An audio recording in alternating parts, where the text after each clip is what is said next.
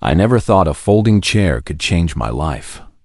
But there I was, standing in a stranger's front yard on a Saturday morning in early September, holding $12 in my hand, watching a woman cry over a piece of furniture I'd just bought for $3. I didn't know her. I didn't know her name or why her eyes had suddenly filled or why she was gripping the wooden armrest of that old rocking chair like she was trying to keep it from leaving the earth. I just knew I couldn't walk away. That was the morning I met Nora Callahan. And if I had kept driving, if I had told myself that someone else's grief was not my business, the whole rest of my life would have looked completely different. Let me take you back to that Saturday morning. Because this story doesn't start with me. It starts with a yard sale on Mercer Lane. A morning that smelled like damp grass and old wood and something baking 2 houses down. And a woman in a cream-colored dress standing in the middle of everything she'd ever owned. Trying her best to look like this was just an ordinary day. My name is Caleb. I'm 31 years old. I work as a finish carpenter, custom furniture, restoration work, old homes in the valley that need someone who knows how things were originally built. I live alone in a house I put together mostly with my own hands on land my father left me. It isn't fancy, but it's solid. Every joint tight. Every board laid right. I know how things are supposed to fit together, and when they don't, I know how to fix it. That's the kind of man I am. Practical. Steady. The kind who stops at yard sales, not for sentiment, but because old wood tells the truth about how things used to be made. And I like the truth. That Saturday I was coming back from a lumber yard 2 towns over when I spotted handwritten signs at the corner of Mercer Lane. Yellow paper, black marker. Yard sale, all weekend. Everything must go. I almost kept going. I would have, except I saw the rocking chair from the road.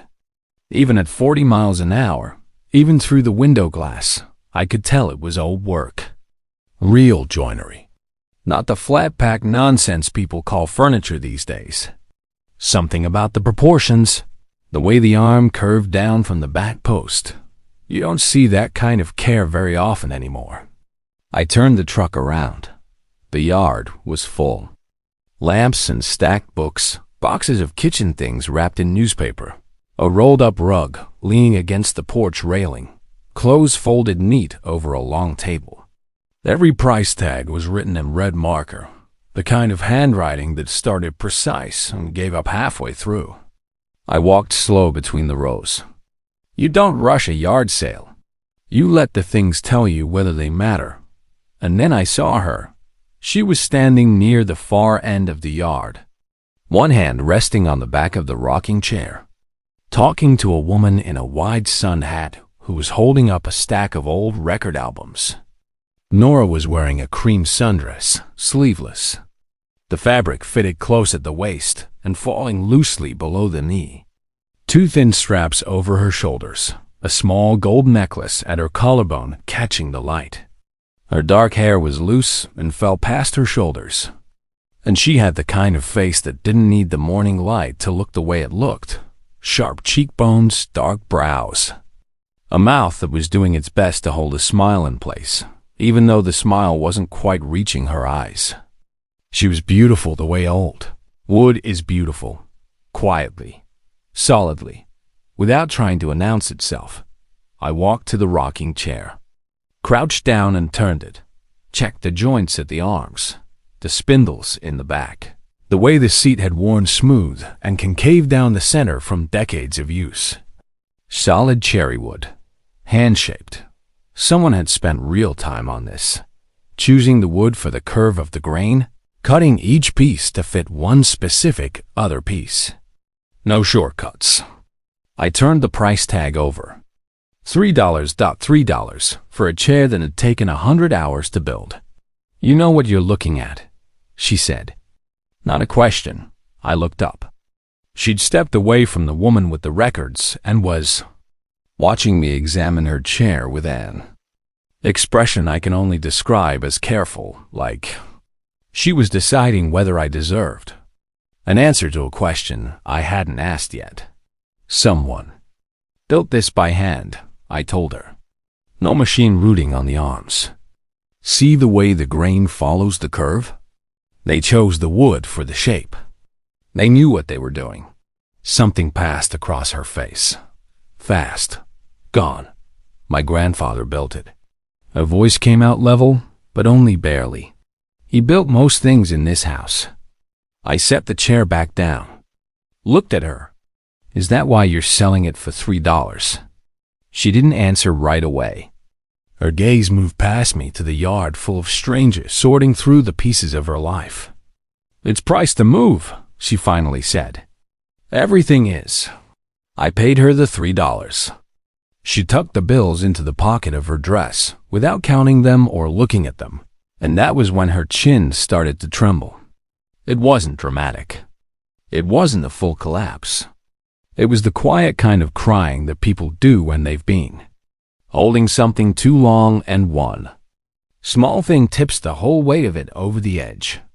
The sight of a stranger carrying their grandfather's chair toward his truck. She turned her face away. One hand came up to her mouth. Her shoulders pulled in. I stood there, holding the chair. I should have kept walking. A practical man loads his purchase and drives home. He doesn't set the chair back down on the lawn and say, "Tell me what happened to this house." But I set the chair down. And I said it. She looked at me then, eyes still wet. Composure mostly reassembled with the specific expression of someone who can't decide whether to be grateful or embarrassed that a stranger is still in her yard. You don't have to stay. I know. I sat down in the chair I just bought. But I've got nowhere I need to be. She stood there for a moment. The yard hummed around us. Somewhere down the block, a mower started up. All of it very ordinary, and very far away. Nora walked to the porch and sat down on the top step and pressed the back of her wrist against her eyes. And then she started to talk. Her name was Nora Callahan. She was 28. Her mother had died 14 months ago and left her this house on Mercer Lane, a 2-story craftsman with a deep front porch and a kitchen garden out back and ceilings that still held the particular warmth of a home that had been properly lived in for a long time. After the funeral, Nora had moved in from the apartment across town. The lease was up anyway. The house was paid off. And it felt like the right thing to do. What she didn't know, what she found out 4 months later, was that a man named Victor Hawley had been slowly draining the savings account they'd shared for an investment that existed entirely in his imagination and his own private accounts. By the time she understood what had happened, $46,000 was gone. Victor was in another state, and Nora had property taxes coming due on a house she loved, with an account that couldn't begin to cover them. She told me this in pieces over the next 20 minutes, while strangers moved through her yard. She wasn't asking for anything. She answered what I asked in the direct way of someone who has said a hard thing so many times it has stopped feeling like a confession and started feeling like a fact. How much do you need? I asked. She looked at me a beat too long. More than a yard sale is going to cover. A small, worn sound that was almost a laugh. But it helps. And if it doesn't cover it? She looked at the house behind her. The way her eyes moved up the porch columns to the roofline, slow, deliberate, like someone memorizing something, told me everything I needed to know. Then the county takes it, she said quietly. End of October. I did the math. 6 weeks. I picked up the chair, carried it to my truck, set it in the bed, tied it down the way you do when you're not sure of the road ahead. Then I walked back to where she was still sitting on the top step. I'll be back tomorrow, I told her. I want to look at whatever else your grandfather made. She looked up. Why? Because work like that doesn't deserve to go for $3 to someone who doesn't know what it is. She didn't argue. She didn't thank me. She just nodded once, with the expression of someone who didn't have the energy left for either. I drove home with the chair and the bed and something I couldn't name sitting in the back of my mind. I told myself it was the woodwork. I held on to that for about 10 minutes before I stopped pretending. The truth was simple. I was going back because of her. Because she'd held herself together at the edge of breaking. Because she'd called that old chair her grandfather's work instead of a dollar amount. And I understood something from that, about who she was. If you've ever met someone who is coming apart and dignified at the same time, you'll understand exactly what I mean.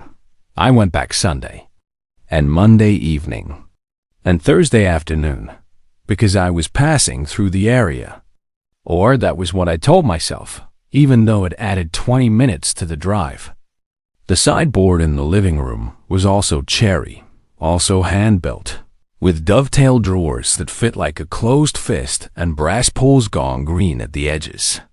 The blanket chest in the upstairs hallway was cedar-lined. The lid fitted so precisely it sealed like a drum when you closed it. Her grandfather had been extraordinary. I bought the sideboard. I bought the chest. I paid her what they were actually worth, not what the red marker price tag said. She noticed. "You're overpaying," she told me the third time, standing in the upstairs hallway, holding a price tag that read $40 while I was counting out $2.50. I'm paying what it's worth. That's not how yard sales work. I don't care how yard sales work. I care how this wood was made. I held the money toward her. "Take it." She studied me for a long moment. She was wearing dark jeans and a pale green top that day, her hair pulled back loosely with a few pieces falling around her face. There was a thin line of dust along her right cheekbone from clearing boxes out of the upstairs rooms. I didn't mention it. She'd find it embarrassing, and I didn't want to do that to her. "Why are you doing this?" "Direct, clean, no softening." "Because your grandfather built things that deserve better than a yard sale," I said. "And because you deserve better than what Victor Hawley did to you."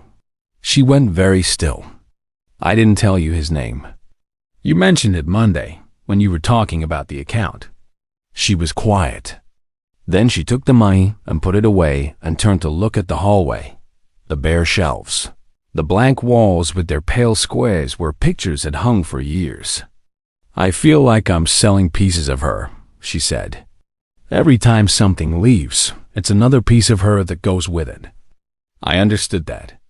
My father had been dead 4 years, and I still couldn't sell his truck, even though the engine was tired and the tailgate was held on with wire. Some things hold people. That's not sentiment. That's just the truth of it. "Then stop selling the things that hold her," I said. "Sell what you don't need. But your grandfather's pieces, those are the ones that hold her the most. If you sell them now because you're desperate, you'll grieve twice." She looked at me with the expression of someone who has just been handed something, useful and painful in the same gesture, and doesn't know whether to say thank you or ask you to leave. She said neither. She lowered the lid of the cedar chest slowly, the way you close something you're not quite ready to put away yet. Left it there in the hallway. That was how the furniture stopped being sold. Over the next 2 weeks, I started finding other reasons to be on Mercer Lane. Not because she asked. She never asked. But the porch had a rotten board third from the left, the kind that would go through under a careless step. The kitchen faucet had a slow drip that had been there long enough to leave a rust stain in the basin.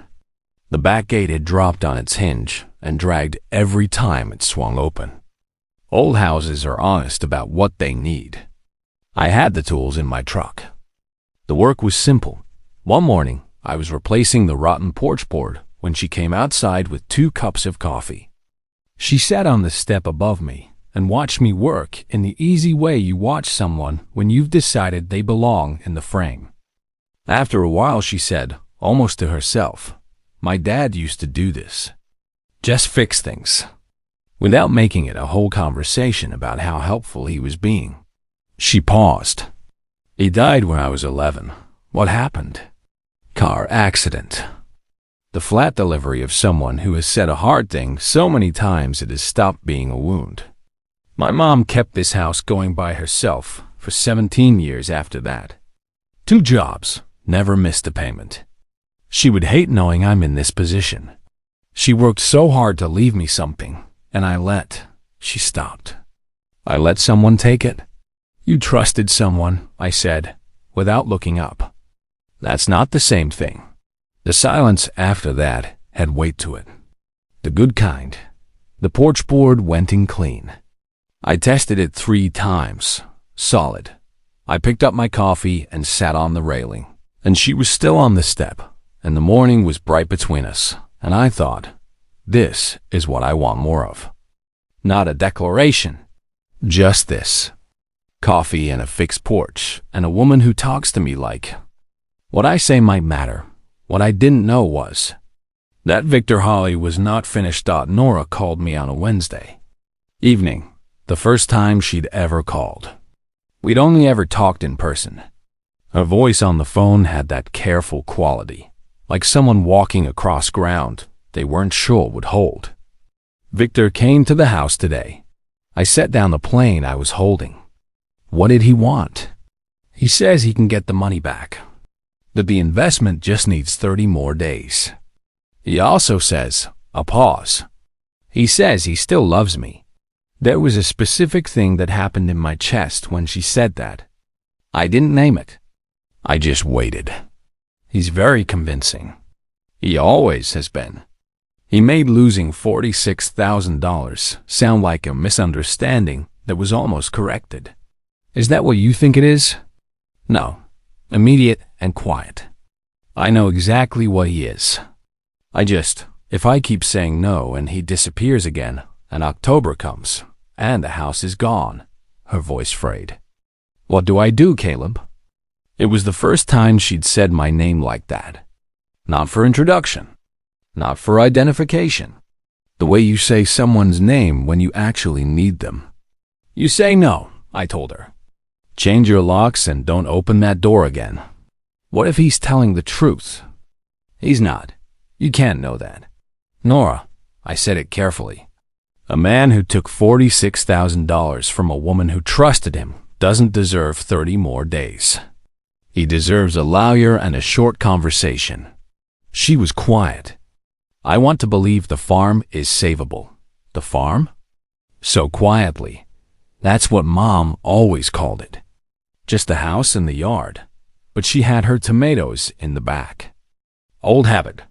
Something shifted in my chest. Tell Victor no. I'll help you figure out the rest. You don't owe me anything. I know that. I picked up the plane again. Tell him no. She told him no. What he did about it, I found out 2 days later.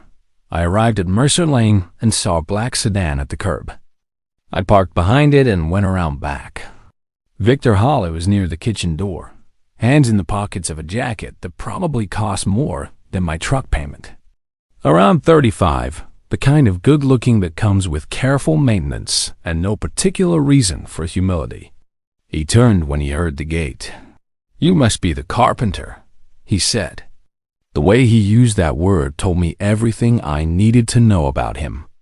And you must be leaving, I said. His smile was patient, practiced. I'm having a conversation with Nora. She already gave you her answer. She told me what she thought she wanted to say. He spread his hands, reasonable. She's scared. I understand that. But I can solve her actual problem. You're very good at porch boards. I'm good at the real problem. I looked past him. Through the kitchen window, Nora was at the counter with her arms crossed. Her jaw set in the way I had learned to recognize the look of a woman who was done but hadn't yet been given the space to be done. She doesn't want you here. I said, that's not your call. No, I agreed. It's hers. So you can walk around front and knock and she'll tell you herself. Or you can take my word for it and leave now. I met his eyes. Your choice. He looked at me the way certain people look at something they've decided isn't worth their attention. Then he looked at the kitchen window. Nora didn't move. Her expression didn't change. It was as clear as anything I'd ever read. Victor Hawley straightened his jacket and walked out through the gate without looking back.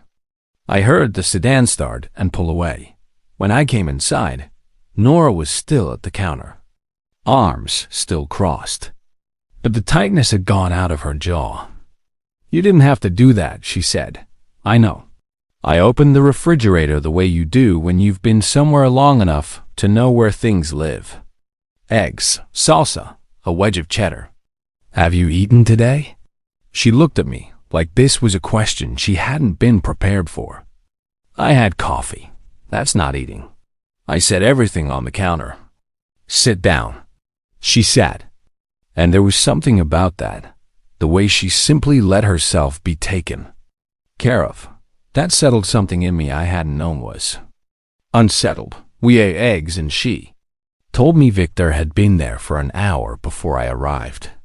Calm, methodical, convincing about his plan. She'd felt herself starting to waver, not because she believed him, but because the alternative was so much heavier than the chance he might be telling the truth. "I know he's lying," she said. "I always knew. I just kept choosing not to know. That's not stupidity. That's what it feels like to love someone." She looked down at her plate. "I stopped loving him a long time ago. I just kept hearing the echo of when I did. And the echo was easier than what the silence was trying to say." What was the silence saying? She met my eyes. That it was over. That I'd let it go on for years past the point where I already knew. Then, what would it actually take to save the house? The real number. 11,000, she said. Back taxes plus county fees. If I have that by October 20th, the house is mine. I ran the numbers the way I run measurements, quickly, without sentiment. "Okay," I said. Her face went careful. "Okay, what?" "Okay, we'll figure out 11,000. She set her fork down, slowly. That direct, searching look, measuring the distance between what she was hoping and what was actually real. Caleb. Just my name, but it held about 6 different questions. "I'm not giving it to you. I'm lending it. You pay me back over whatever time you need. But we're not losing this house to Victor Hawley." The silence stretched. Through the window, an early October wind moved through the maple and brought down the first yellow leaves. The kitchen smelled like eggs and old wood and coffee that had sat too long on the burner. Why? Not argument. A real question, asked with everything she had behind it. I looked at my plate. The real answer wasn't ready yet. It would come out wrong if I pushed it into words before it was time. So I said the version that was also true.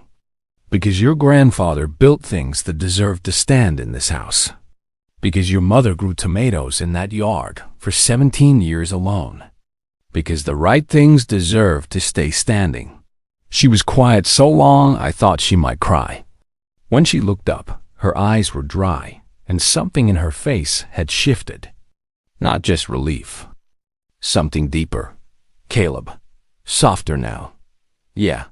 I think you might be the first person in years who has looked at my life and not seen a problem to manage." I didn't know what to say, so I didn't say anything. She reached across the table and put her hand over mine. Just for a moment. Warm and still, like she was checking that I was real. Then she pulled back, picked up her fork, and said, "Thank you for the eggs," in a voice that meant something much larger than eggs. The next 3 weeks were the strangest and most absorbing of my recent life. Nora had stopped treating me like a guest and hadn't started treating me like something more. But the space between those two things had quietly disappeared, and disappearing meant something. She brought coffee without asking. She handed me tools before I asked. She hummed in the kitchen when she'd forgotten I could hear. We talked in the evenings. Really talked. She told me about her mother, about Victor, about the years she'd spent confusing stability with decency. I told her about my father, and about building his house on his land after he died, because grief needed somewhere to go that didn't require words. One evening, she brought out a box of old photographs. Her mother in the garden with dirty hands. Her grandfather at his workbench. Nora at 6 years old, sitting in the rocking chair on the porch with a book in her lap. The light in that photograph was the same light coming through the kitchen window right then.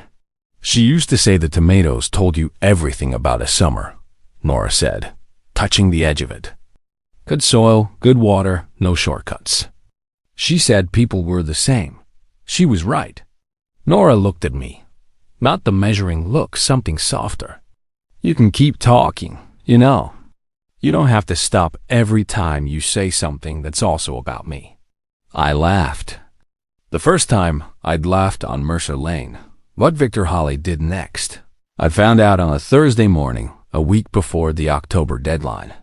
He filed a lien, Nora said when she called, against the house. He's claiming I withdrew funds from the joint account that were his, and he wants the house held against the debt while the claim is disputed. That's baseless. I know. But even a baseless lien takes time to clear, and time is the thing we don't have. Her voice was controlled, with something cold underneath. He knows that. He's doing this because I said no. Because this is the only damage he can still do. That particular clarity. The kind that comes when patience runs out and what's underneath is just clean anger. What does your lawyer need? Documentation, records, my deposits against his. Evidence that every dollar he's claiming was always mine. I have it all. Every statement, every transfer, every text. I just have to compile it and file the response, and the deadline is, I'll be there at noon. Get everything out. We spent 4 hours at the kitchen table going through 6 months of bank records, withdrawal slips, printed emails, screenshots she'd saved and never expected to need. I'm not a lawyer, but I know how evidence lines up, and this lined up cleanly. Every dollar Victor claimed she'd taken had come from her own paycheck. Every dollar he'd taken was documented in transfers that happened while she was at work, moving to an account that held only his name. Her lawyer called at 7 that evening. The response was filed. The lien was challenged.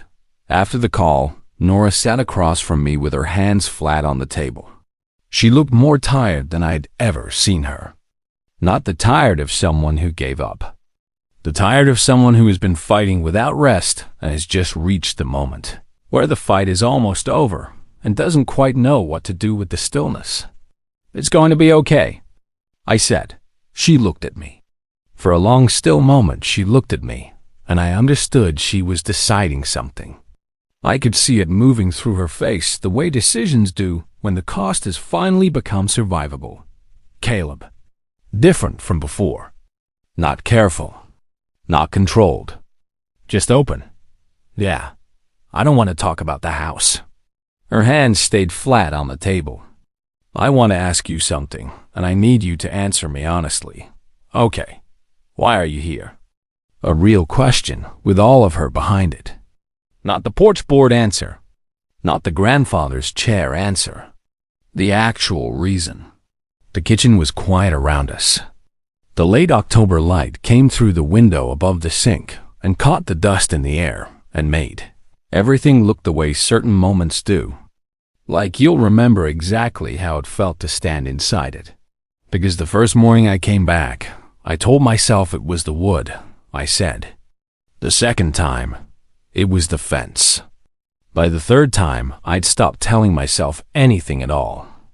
I just drove here because this was where I wanted to be. She held my gaze. And now? Now I know exactly why I'm here. I looked at her. And I think you do too. She stood up from the table, came around to my side, and I stood, because some moments ask you to stand and sitting through them feels like the wrong answer. We were close. Close enough that I could see the way the evening light moved in her eyes when she looked up at me. I'm scared, she said. Not of you. Just, in general. Of trusting things again. I know. I didn't move toward her. I let the space be. Take whatever time you need. She reached up and pressed her hand flat against my chest. Just that. Her hand, warm and still, like she was checking whether my heart was where she'd thought it might be. It was. It's okay, she said softly. I don't know exactly what she meant, but I think she did. And I think she was right. I kissed her there in her mother's kitchen, with the October light coming through the window and the maple half-bear outside. It wasn't urgent or theatrical. It was slow and deliberate and certain. The kind of certainty that doesn't rush because it knows it isn't going anywhere. When we pulled apart, she rested her forehead against my jaw. We stood without speaking. Outside, the last leaves moved in the yard. Then, I need to pay you back. I started to answer and she stopped me with a look. Not the money. Yes, the money too, eventually. But the other things. The porch board. The gate. The 4 hours at this table. She looked up at me. Let me pay you back. You don't owe me anything, Caleb. A small, clear sound. Almost a laugh. Let me say what I'm trying to say. I waited.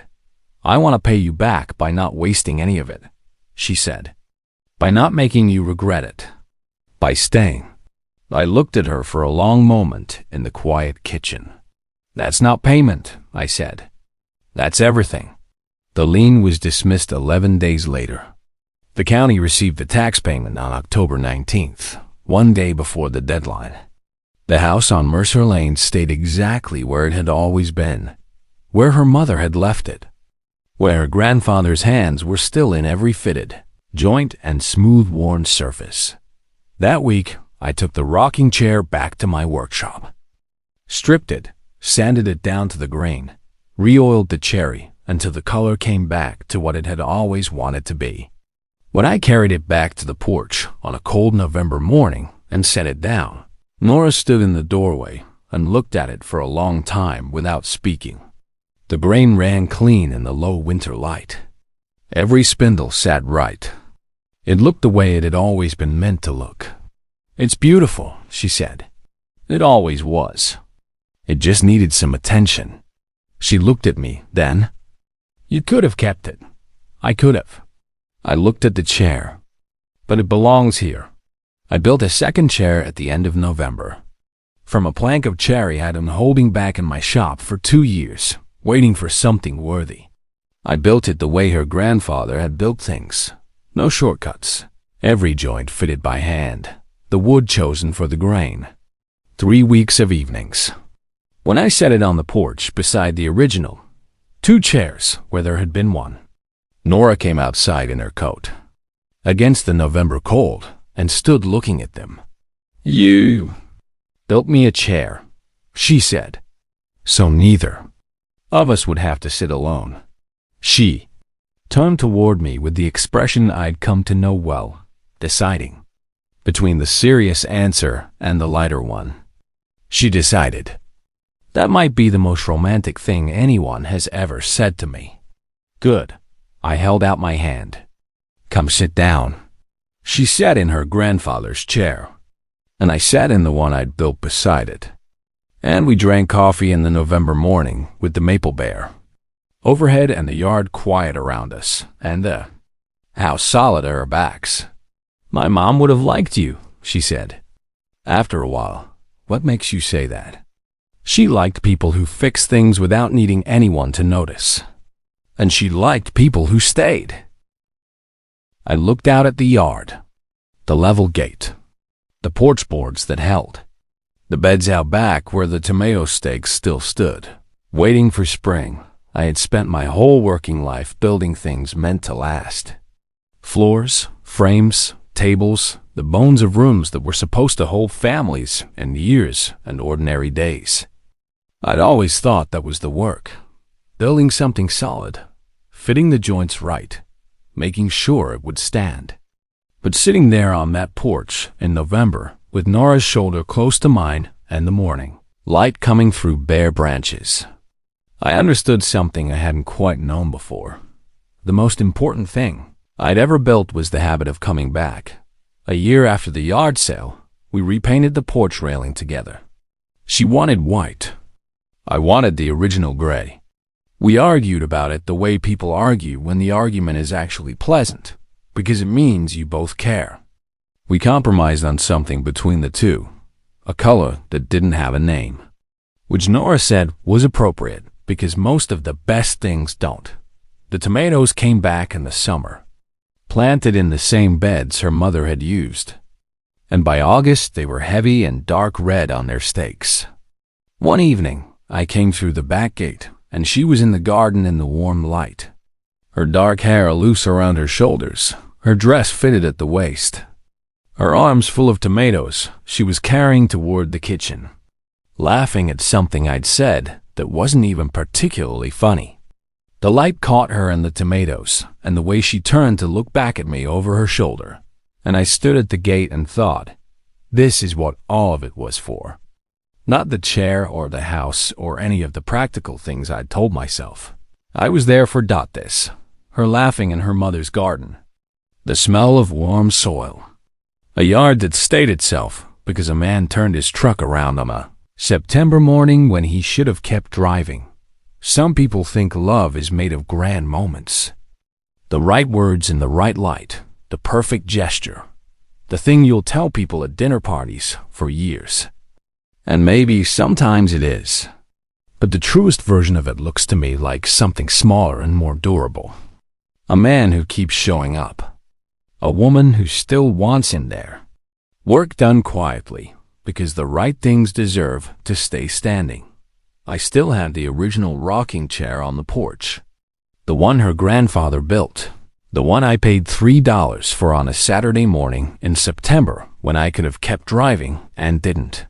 Every time I sit down in it, I think about the moment I set it back down on the lawn and asked a stranger to tell me what happened to her house. And then I think about the way this house, her mother's house, her grandfather's house, became. Very quietly, without either of us announcing it. The place where I belong to.